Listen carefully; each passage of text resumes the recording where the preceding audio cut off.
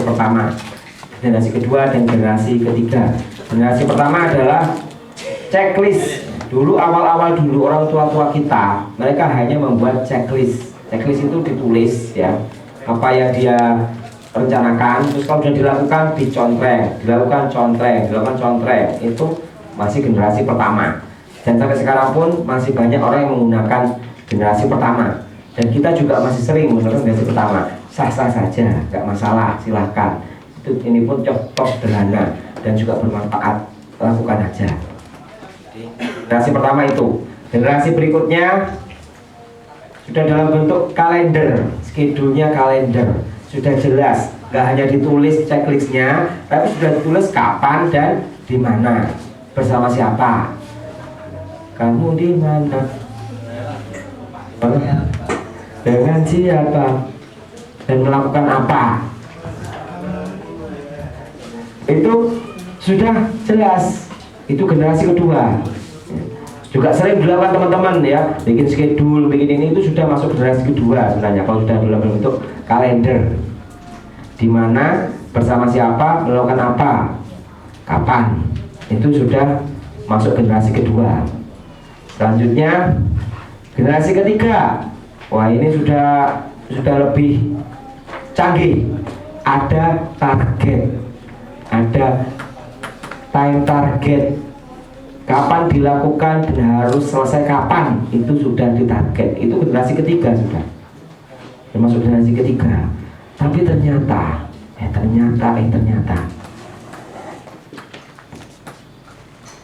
time management yang generasi ketiga itu canggih.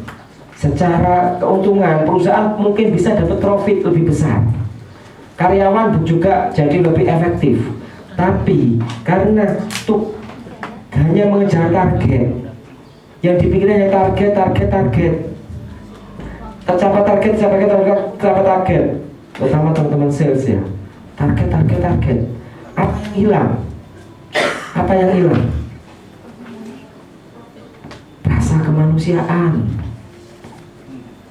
Gak lagi sempat merasakan santai. Aduh, kejar target, gak sempat nyantai, gak sempat kebersamaan dengan anak, gak punya kesempatan untuk bercengkrama dengan pasangan yang sudah menikah.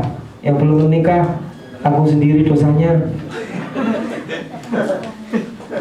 Dengar nggak? Yang belum menikah, dengar nggak? Ya.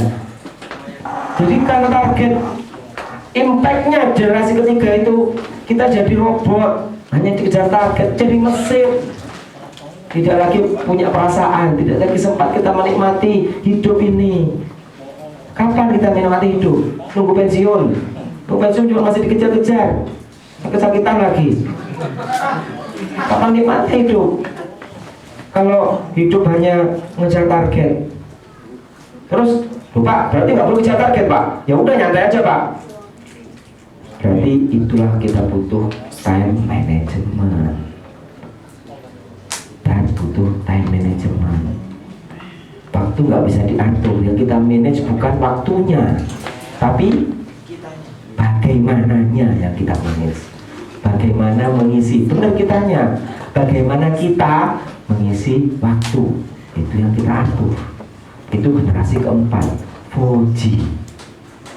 Karena ternyata Anda tidak pernah bisa mengendalikan waktu. Bisa nggak, Puspa?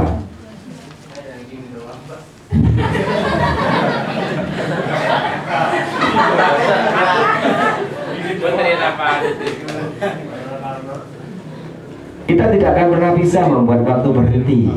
Kita tidak bisa membuat waktu lebih banyak. Satu hari ada 24 jam, siapapun 24 jam.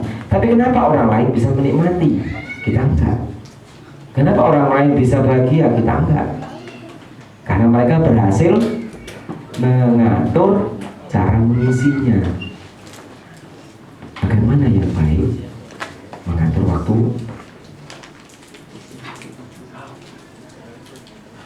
Kuadran waktu. Sudah pernah dengar ini? Sudah melihat ini? Pernah kok, teman-teman. Pernah Pernah kan? Kalau belum pernah atau sudah, saya akan jelaskan. Jadi kuadran waktu itu ada 4 ya. Yang kiri adalah tentang kepentingan. Yang horizontal adalah tentang kegawatan. Urgent ini anggap aja gawat. Ini penting, ini gawat. Oke ya. Yang nomor 1 itu gawat dan penting. Banyak teman-teman menghabiskan waktu untuk mengerjakan nomor 1, mengerjakan sesuatu yang penting dan gawat. Sering teman-teman? Sering? Oke. Coba nanti evaluasi dari yang ditulis ya, berapa persen yang gawat dan penting. Oke. Yang nomor 2 adalah tidak gawat tapi penting. Nah sekarang gawat dan penting, contohnya apa? Contohnya gawat dan penting. Customer minta jadwal. Customer harus didatangi. Gawat, apalagi nelpon para sahabat.